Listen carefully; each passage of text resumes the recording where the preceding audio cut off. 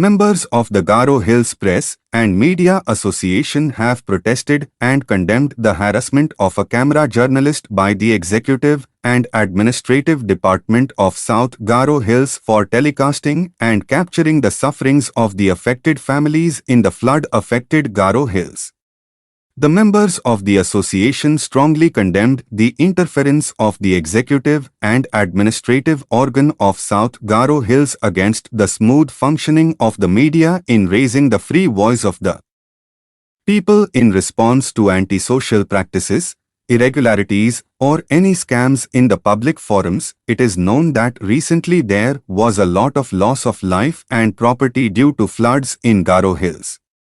After that, Chief Minister Conrad Sangma visited the flood-affected areas and also gave compensation to the victims. Despite this, there were many families who were left out. This journalist reached out to those families and captured their pain and suffering on camera and broadcast it so that their voice could also reach the government, but the opposite happened. BDO S.N. Sangma of the Executive and Administrative Department of South Garo Hills, on the contrary, called the report published by the journalist as misleading and fabricated, issued a summon to him, asked for his reply and threatened to register a case against him. Whereas the victim can be clearly seen expressing his pain on camera, despite this administrative officer is calling the report misleading and dramatic.